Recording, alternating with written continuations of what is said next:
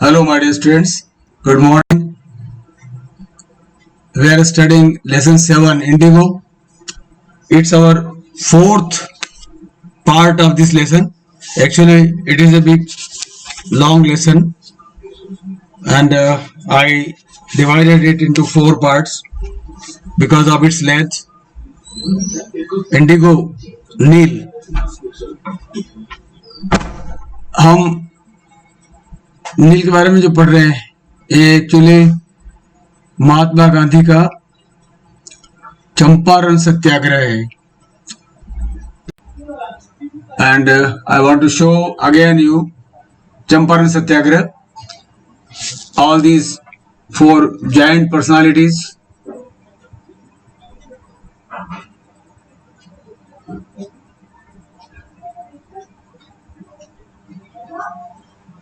I am opening the Champaran Satyagraha Wikipedia. Just wait for some time. It's opening. So we have been studying this Champaran Satyagraha. Why was Gandhi there? Gandhi was there for the sake of those peasants, sharecroppers, and he contacted many important people there, Dr. Rajendra Prasad and other such people who helped him in this campaign. We finished the last line yesterday, the last paragraph. In June, Gandhi was summoned. In June, Gandhi was summoned by Sir Edward Gates, the Lieutenant Governor. Ultimately, the procedure proceeded on, and the district magistrate and the divisional magistrate sent the matter to the governor. राज्यपाल तक चला गया वो. Lieutenant governor जो थे उसका नाम था सर एडवर्ड गैट. वहां तक गांधी को भेज दिया गया. Before he went, he met leading associates and again laid detailed plans for civil disobedience if he should not return. एक बार फिर उन्होंने बैठक की. जो महत्वपूर्ण लोग थे उन सभी के साथ में बैठ करके चर्चा की कि मान लो कभी उसको वापस नहीं आने दिया जाए तो फिर क्या होगा. तो उन्होंने डिस्कस करके डिटेल प्लान बनाया कि हम किस प्रकार से सिविल डिसओबीडियंस प्रोग्राम को, मूवमेंट को आगे लगातार चलाएंगे. ऐसा करके वो वापस से एक बार बैठक करिए. उन लोगों प्रमुख साथियों से मिले वो. Now what about the governor? We are coming to the next paragraph. Gandhi had 4 protracted interviews with the Lieutenant Governor. Who was Lieutenant Governor? Sir Edward Gates. This we read yesterday. Gandhi had 4 protracted interviews, long interviews, काफी लंबे दीर्घकालीन बातें कही, साक्षात्कार हुआ उनका. दीर्घकालीन interviews, उस मैटर पर चर्चा हुई 4 times with the Lieutenant Governor. He was the higher personality, governor level का भी था, स्टेट लेवल का. Who as a result appointed an official commission. अब बात बहुत आगे चली गई थी. अब गांधी को दबाना आसान नहीं था. अब हम डेमोक्रेटिक तरीके से सविनय अवज्ञा आंदोलन चला रहे थे, तो आखिर गवर्नर को मानना पड़ा कि Gandhi was in right direction. He was not wrong, he was not doing any offence. कोई न तो पॉलिटिकल न कोई अनलॉफुल काम कर रहे थे. तो उन्होंने अल्टीमेटली अपॉइंट कर दिया an official commission of inquiry, जांच आयोग. आप लोग जानते होंगे कमीशन बोलते हैं आयोग को. इंक्वायरी, कमीशन ऑफ इंक्वायरी, जांच आयोग. सरकार जब कोई समस्या में फंसती है तो एक जांच आयोग बैठा देती है. 3-4 सदस्य उसके रहते हैं, प्रतिनिधि रहते हैं. जो डिमांड करता है कि आप जांच कराएं तो उनका भी एक प्रतिनिधि वहां रहता है. इसी प्रकार से इसमें भी हुआ. So he appointed an official commission of inquiry into the Indigo sharecroppers situation. उनकी जो स्थिति थी उसके ऊपर एक आयोग गठित कर दिया. The commission consisted of landlords. Who were there? Who were the members in the commission? Landlords, government officials, inquiry officers, government officers also, and Gandhi is the sole representative of the peasants. और तीसरा जो उसका महत्वपूर्ण व्यक्ति उस team में बैठा commission में, वो गांधी खुद थे, जो कि पूरे ही किसानों के अकेले रिप्रेजेंटेटिव थे, सोल रिप्रेजेंटेटिव, संपूर्ण उनका प्रतिनिधित्व कर रहे थे. So Gandhi was also one of the members of the commission. Gandhi remained in Champaran. Gandhi remained in Champaran, stayed in Champaran for an initial uninterrupted period of 7 months. Can you imagine? क्या कल्पना कर सकते हो तुम लोग घर छोड़ने की 7 महीने के लिए देश की सेवा के लिए?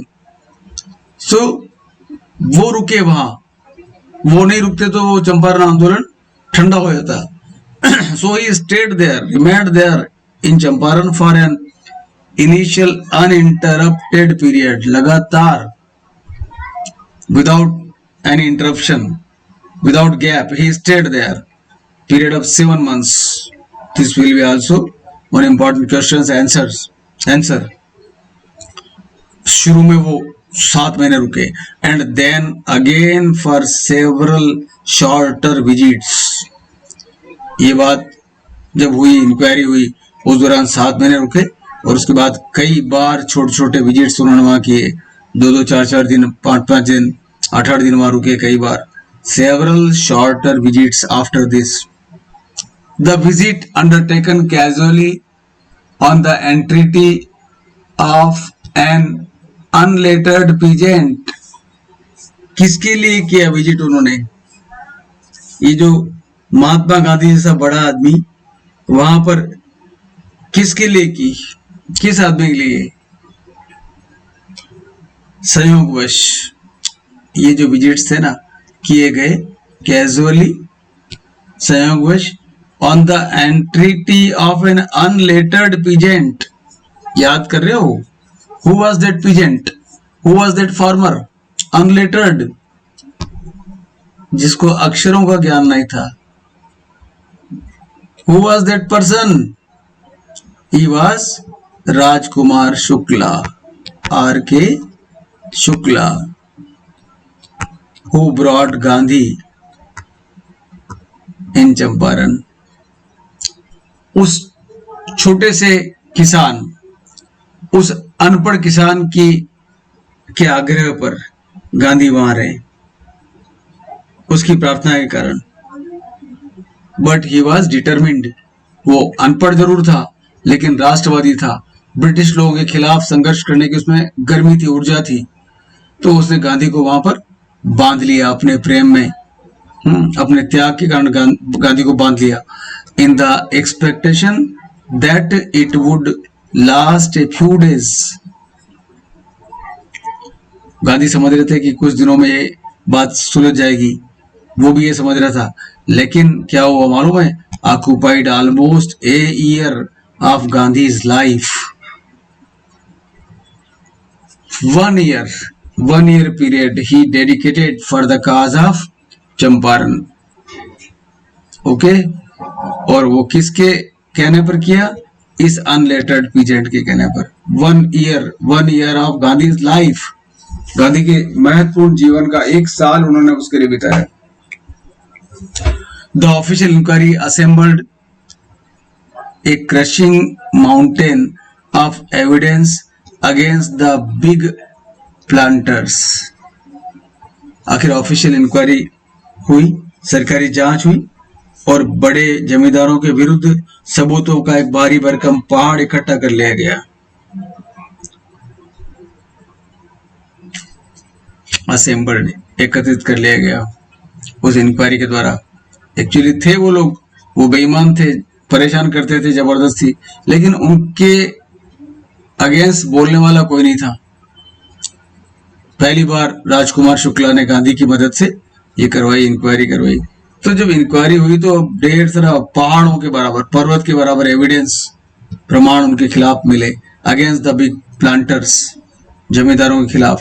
And when they saw this, जब उन्होंने देखा कि ये है हमारे खिलाफ जा रहा है, तो दे एग्रीड इन प्रिंसिपल, सिद्धांत रूप से उन्होंने उसको स्वीकार कर लिया, सहमत हो गए, एग्री कर लिया उन्होंने, to make refunds to the peasants, कि ठीक है हम उनको उनका पैसा लौटा देंगे। But how much must we pay, कितना पैसा लौटाए हम उनको, किससे पूछा उन्होंने? उल्टा गांधी से। अब हालत ये हो गई, बिना गांधी से पूछे कोई एक्शन नहीं, कोई कारण नहीं। तो how much must we pay, कितना हमें उनको चुकाना चाहिए? They thought he would demand repayment in full of the money, उन्होंने सोचा कि गांधी हो सकता है हमसे सारा पैसा मांगे, full amount of money, full of money which they had illegally and deceitfully extorted from the sharecroppers, जो कि उन्होंने इलीगली, गैर कानूनी रूप से, अवैधानिक रूप से और धोखा दे करके, डिसीटफुली उनसे ठग लिया था वो पैसा। क्या वो सारा वापस से देना पड़ेगा? ऐसा वो लोग डरे कि जो गैर कानूनी और धोखे से, कपट से उनसे डिसीट करना, डिसीव करना, कपट, धोखा, एक्सट्रूट कर लिया था, ठग लिया था, क्या सारा देना पड़ेगा? लेकिन गांधी बहुत उदार मना थे, बड़े मन के थे। ही आज ओनली 50%, बोले चलो 50% ही दे दो। देयर ही सीम्ड एडामेंट, लेकिन इस बात पर वो दृढ़ निश्चय रहे, 50%, इससे कम नहीं। राइट्स रेवरेंड जे जेड होग, ये बात किसने लिखी? रेवरेंड जे जेड होज। कौन था वो? ए ब्रिटिश मिशनरी इन चंपारण, मिशनरी, ईसाई धर्म का प्रचारक। ये भी कम नहीं होते हैं, ये भी धर्म परिवर्तन करने वाले लोग होते हैं, लेकिन उस समय उस स्वरूप में नहीं थे। उस समय वो भले लोगों के रूप में थे कि हम तो सेवा करने के लिए आए हैं, हमारा मिशन क्रिश्चियन मिशन है, हमारा भगवान ईसा की सेवा करने वाले हैं। तो एक वो था वहां पर, उसको रेवरेंड बोलते थे, रेवरेंड जे जेड होज। जो इनके सन्यासी होते हैं, इनके सेंट्स होते हैं, उनको रेवरेंड कहते हैं, सम्मानजनक शब्द है ये। इन Champaran, who observed the entire episode at close range, वो सारी चीज को नजदीक से देख रहा था। रेवरेंड जो थे वो नजदीक से सारे केस को देख रहे थे कि गांधी किस प्रकार से काम कर रहे हैं। तो उन्होंने कहा कि गांधी वहां एडामेंट थे, he was adamant, thinking probably that he would not give way, ये सोचा उन्होंने कि अब वो इसको नहीं मानेंगे, ये सोचा उन्होंने कि गांधी अब गिव वे नहीं करेंगे, इसमें कोई रास्ता बदलेंगे नहीं, कोई और छूट नहीं देंगे। The representative of the planters offer to refund to the extent of 25%।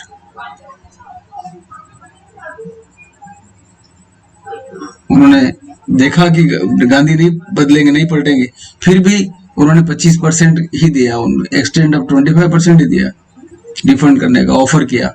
And to his amazement, और उस रिप्रेजेंटेटिव को आश्चर्य हुआ, mister Gandhi took him at his word, दस ब्रेकिंग द डेडलॉक। उतने पर भी गांधी ने उसको स्वीकार कर लिया। आश्चर्य हुआ उसको कि गांधी पहले एडामेंट थे 50% पर, फुल लेना चाहते तो ले सकते थे, 50 पर उन्होंने ऑफर किया, 50 के बदले 25% भी अगर उन्होंने पेमेंट कर रहे हैं। And Gandhi accepted this thing, दस ब्रेकिंग द डेडलॉक, उन्होंने इस प्रकार से गतिरोध को तोड़ दिया। डेडलॉक, गतिरोध, जो रुकावट हो रही थी बातचीत करने में, उसको गांधी ने तोड़ दिया। इतने उदार मना थे, आखिर वो फैसला हो गया। दिस सेटलमेंट, ये सेटलमेंट हुआ, समझौता हुआ, was adopted unanimously, unanimously, याद रखने का शब्द है सर्वसम्मत, यूनानिमस। इस सेटलमेंट को, इस समझौते को एडॉप्ट कर लिया गया, स्वीकार कर लिया गया बाय द कमीशन, जो कमीशन था तीनों मेंबर्स का, Gandhi explained that the amount of the refund was less important than the fact that the landlords had been obliged to surrender part of the money. बड़ी चीज ये थी कि उन्होंने समर्पण कर दिया था, लैंडलॉर्ड्स ने गरीबों की बात मान ली थी, and with it part of their Prestige. जब कंप्रोमाइज किया तो उनकी आधी प्रेस्टीज भी खत्म हो गई ना, उनका सम्मान भी कम हो गया आखिर किसानों का, लैंडलॉर्ड्स का, तो प्रतिष्ठा का एक हिस्सा भी उसके साथ मिल गया उन लोगों को, और उनकी प्रतिष्ठा कम हो गई। Therefore as far as the peasants were concerned, जहां तक इनका मामला है, the planters had behaved as lords above the law. पहले तो वो लोग कानून से ऊपर अपने आप को समझते थे। Now the peasants saw that he had rights and defenders. अब उनको मालूम पड़ गया कि हमारे पास अधिकार हैं और उन अधिकारों के रक्षक भी हमारे सामने हैं। अब पीजेंट्स को ये पता लग गया था दैट ही हैड राइट्स, किसान को मालूम पड़ गया था कि हमारे भी कोई अधिकार है। पहले अधिकार थे ही नहीं बेचारों के पास, और उनकी रक्षा करने वाले। ही लर्नड करेज, और अब वो साहसी बन गए थे, चिंता मिटा, भय मिट गया था। इवेंट्स जस्टिफाइड गांधीज पोजीशन, घटनाओं ने गांधी को वहां रहने का जो कारण था उसको न्याय संगत बता दिया, जस्टिफाई कर दिया कि गांधी वहां क्यों है।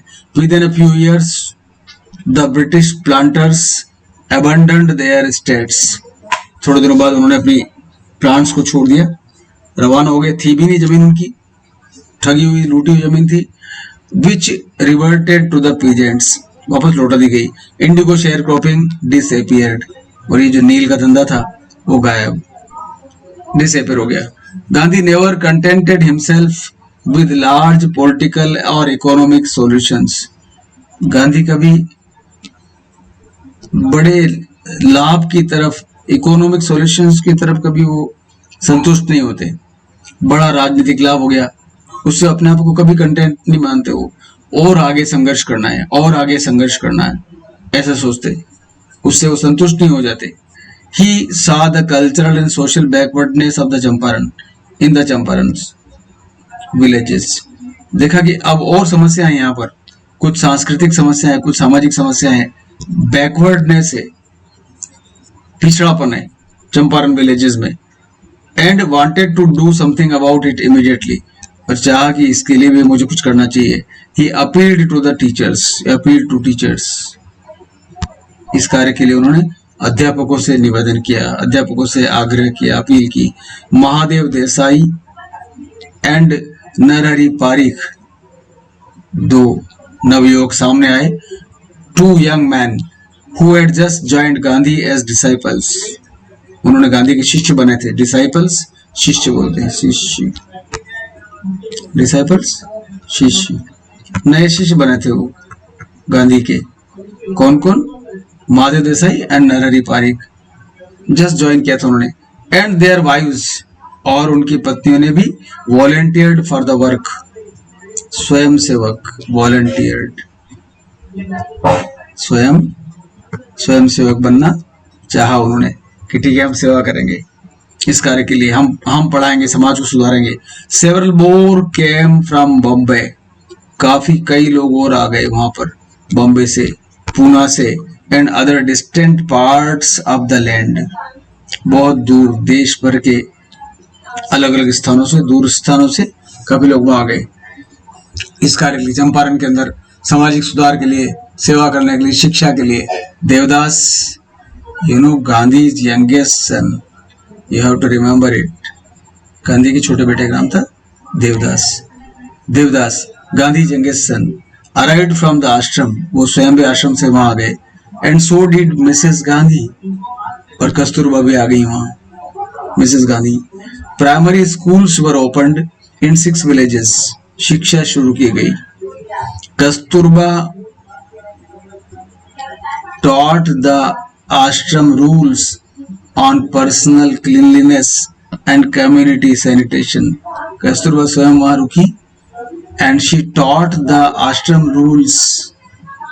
उन्होंने भी वहां शिक्षा देना शुरू की आश्रम के नियमों के अनुसार।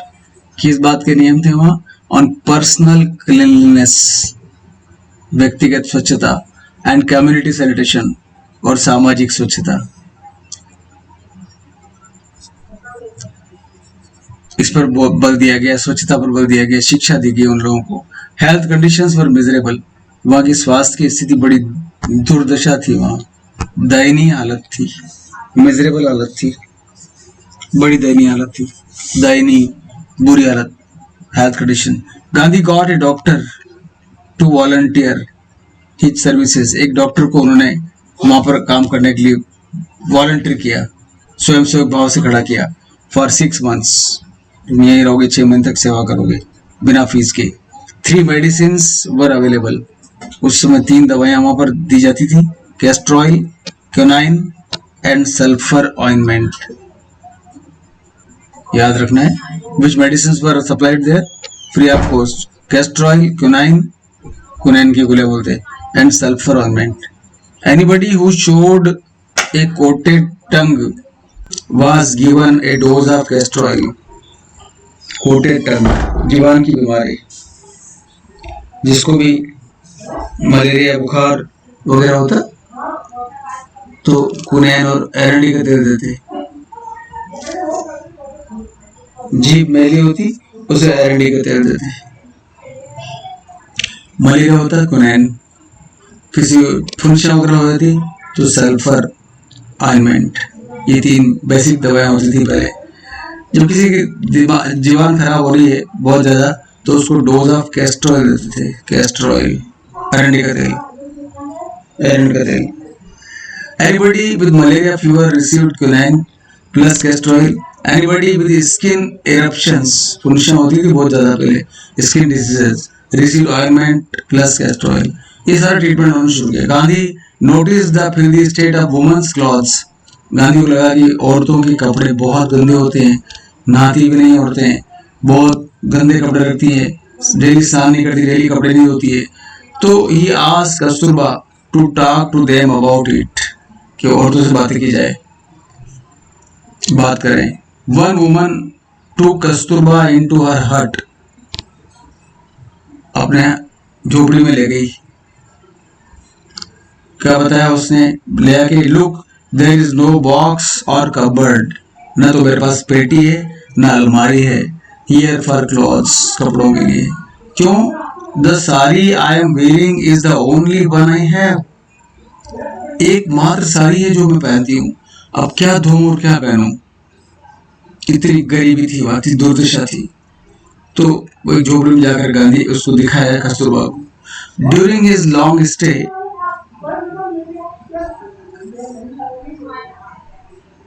During his long stay in Champaran, Gandhi kept a long distance watch, दूर तक निगरानी रखी उन्होंने, डिस्टेंस वॉच ऑन द आश्रम, आश्रम पर भी ध्यान रखा उन्होंने। ड्यूरिंग, दौरान, आश्रम जो था हमारा वहाँ का साबरमती का आश्रम अहमदाबाद में, उस पर भी निगरानी रखी, वहाँ की डिसिप्लिन भी बनाए रखा। He sent regular instructions by mail, लगातार निर्देश देते रहे मेल के द्वारा, डाक के द्वारा। And ask for financial accounts, और वहाँ का जो हिसाब किताब है वो मांगते रहे। गांधी बहुत ही ईमानदार लोगों में थे, वहाँ का हिसाब पूरा ध्यान रखते, कहाँ कहीं कुछ घोटाले नहीं होना चाहिए, गबन नहीं होना चाहिए। Once he rode to the residence, वहाँ के जो निवासी हैं आश्रम के, उनको उन्होंने लिखा that it was time to fill in the old latrine trenches and dig new ones, otherwise the old ones would begin to smell bad. Latrine के खड्डे नए खोदे जाएं, टैंक नए खोदे जाए, लैट्रिन के पुराने बंद कर दिए जाएं, नहीं तो बदबू मारने लग जाएंगे। दूर बैठे भी वो स्वास्थ्य के बारे में इतनी चिंता करते थे। स्वयं की लैट्रिन खुद साफ करना आश्रम में बड़ा कठोर नियम था। The Champaran episode was a turning point in Gandhi's life, Champaran episode ने गांधी के जीवन में एक बहुत बड़ा मोड़ ला दिया, परिवर्तन ला दिया। What I did, he said, he explained, जो कुछ मैंने किया यहाँ पर was a very ordinary thing, ये कोई बड़ा भारी काम नहीं था, हमारे लिए बड़ा काम था, लेकिन वो कहते हैं कि कोई बड़ा कार्य नहीं किया मैंने। I declare that the British could not order me about in my own country. मैंने सिर्फ ब्रिटिश लोगों को ये बताया कि तुम मुझे ऑर्डर नहीं दे सकते, मेरे देश में मुझे आदेश नहीं दे सकते, मैं तुम्हारे आदेश को नहीं मानता हूँ। ये अवज्ञा आंदोलन है, डिसोबीडियंस, सिविल डिसोबीडियंस, बस इतना ही किया और आखिर ब्रिटिश गवर्नमेंट को मानना पड़ा। But Champaran did not begin as an act of defiance, अवज्ञा के कृत्य के रूप में शुरू नहीं हुई ये घटना। एक्ट ऑफ डेफियंस, अवज्ञा करना, चंपारण ही नॉट बिगिन कर पाया, but Champaran did not begin as an act of defiance, Champaran से स्टार्ट नहीं हुआ। It grew out of an attempt to alleviate the distress of large number of poor peasants। वो तो गरीब किसानों की बहुत बड़ी संख्या का कष्ट हल्का करने के लिए एक प्रयास से विकसित हुई थी। एलिवेट द डिस्ट्रेस, उनका दुख कम करने के लिए। A large number of poor peasants, ये प्रयास था केवल, वहीं से शुरुआत हुई थी। ये कोई अवज्ञा के कृत्य के रूप में शुरू नहीं हुई थी। उनका टारगेट उस समय ये नहीं था कि मैं अवज्ञा करूं, एक्चुअली उनके मन में पीजेंट्स के प्रति दुख था, पीजेंट्स का जो कष्ट था उसको हरने के लिए उन्होंने ऐसा किया। क्यों? क्योंकि गांधी का एक टिपिकल तरीका था, this was the typical Gandhi pattern, ये गांधीगिरी थी उनकी। His politics were intertwined with the practical day-to-day problems of the millions। हजारों लाखों लोगों की समस्याओं का समाधान, प्रैक्टिकल समाधान उससे जुड़ा हुआ था उनका। लाखों लोगों की समस्याओं को व्यवहारिक तरीके से उनको जोड़ना इस प्रकार से था। And he was not loyalty to abstractions, his was not loyalty to abstractions, abstractions केवल विचार, केवल सिद्धांत, सिद्धांतों के प्रति उनकी वफादारी नहीं थी, निष्ठा नहीं थी। एब्स्ट्रैक्ट, जो अवास्तविक हो ना, काल्पनिक बातें, केवल सिद्धांत की बातें, उसके प्रति वफादारी नहीं, बल्कि it was a loyalty to living human beings. उनकी निष्ठा जो थी ना वो जीवित सजीव लोगों के लिए थी। ऐसे नहीं बातें करके रह जाए, केवल नारे लगा कर रह जाए, नारों में नहीं था। In everything Gandhi did moreover, he tried to mould a new free Indian who could stand on his own feet, खुद को अपने पांव पे खड़ा करना सिखाया, thus make India free. Early in the Champaran action, शुरुआत में जो चंपारण का डायरेक्शन शुरू हुआ, Charles Freer Andrews the English pacifist,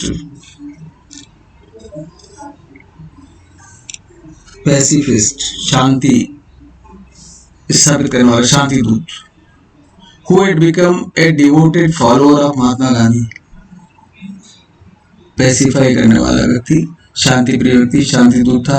अंग्रेज, ब्रिटिश, लेकिन उसका ब्रिटिश होते हुए भी वो इस प्रकार एग्रेसिव नहीं था। Who had become a devoted follower of महात्मा, वो गांधी जी का फॉलोअर बन गया। Came to bid Gandhi farewell before going on a tour of duty to the Fiji Islands।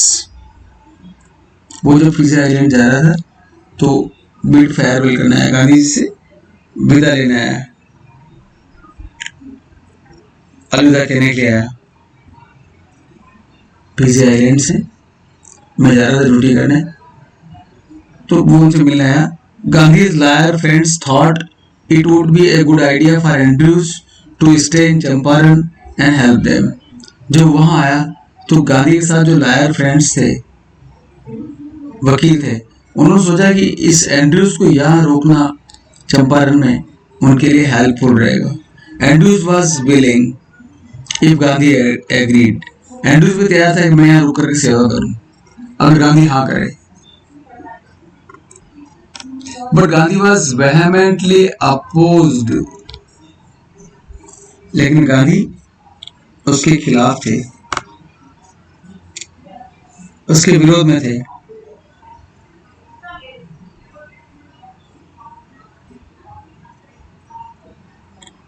क्यों? एंड्रूज कौन था? ब्रिटिश था, अंग्रेज था। वो कभी हमारे पक्ष में नहीं हो सकता। ठीक है, शांति दूत था वो, लेकिन था तो ब्रिटिश ना। तो गांधी ने अपने भाइयों को बोला कि हाँ, ये हमारी जिम्मेदारी है कि हम अपने भाइयों की मदद करें। इसलिए वो एकदम विरोधी हो गए इसके एंड्रूज के, कि एंड्रूज यहाँ रुक करके सेवा करे, मैं इसके पक्ष में नहीं हूँ। You think that in this unequal fight it would be helpful if we have an English man on our side. हम जो संघर्ष कर रहे हैं, फाइट कर रहे हैं, असमान लड़ाई कर रहे हैं, वो लोग ब्रिटिश सत्ताधारी हैं और हम लोग उसके खिलाफ युद्ध कर रहे हैं। तो इस फाइट में क्या तुम सोचते हो कि एक अंग्रेज आदमी हमारे पक्ष में रहेगा तो ये हमारे हेल्पफुल रहेगा? This shows the weakness of your heart. ये हमारी कमजोरी दिखाई देती है, हमारी हार्ट की वीकनेस दिखाई देगी। क्या हम एक उसी पार्टी वाले से, उसी ग्रुप वाले से मदद ले रहे हैं जिसके खिलाफ हम संघर्ष कर रहे हैं? इसलिए उन्होंने एक्सेप्ट नहीं किया, क्योंकि हमारा जो काज है, हमारा जो उद्देश्य, द काज इज जस्ट, न्याय संगत है। हमारा जो उद्देश्य है वो क्या है?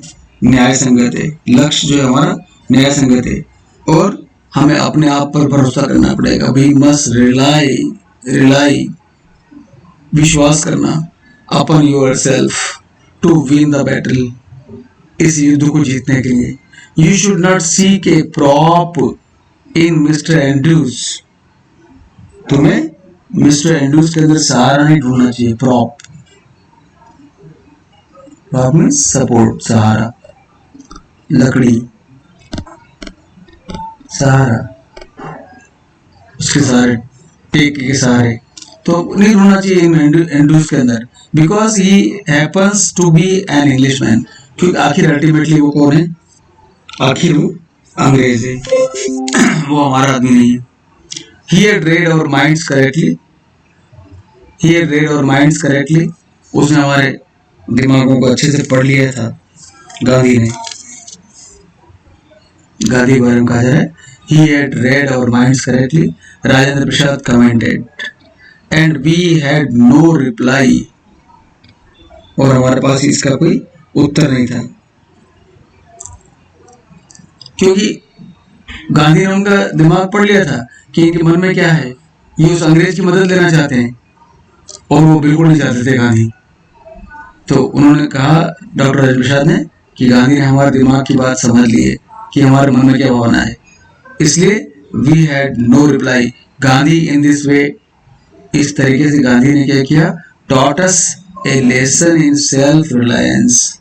हमें आत्मनिर्भरता का पाठ पढ़ा दिया। सेल्फ रिलायंस, आत्मनिर्भरता, हमें खुद को संघर्ष करना है। Indian independence and help to share croppers were all bound together. Bharat की आजादी, काश्तकारों की मदद, सभी एक दूसरे से बंधे हुए थे। आत्मनिर्भरता, भारत की स्वतंत्रता और बटेदार काश्तकारों की मदद, ये सभी एक दूसरे के साथ जुड़ी हुई घटनाएं थी। ऑल बाउंड, जुड़ी हुई, टुगेदर थी। ये कुल मिला के इसका लेसन का सार है। डॉक्टर राजेंद्र प्रसाद ने आखिर कमेंट किया, हमने लुईस फिशर के बारे में पहले पढ़ा है। ये चंपारण का मामला था, चंपारण घटना के बारे में। थोड़ी लंबी स्टोरी थी, ध्यानपूर्वक उसको समझेंगे। इसके क्वेश्चंस करने का प्रयास करेंगे। मैं क्वेश्चन अलग से डालूंगा। All the best.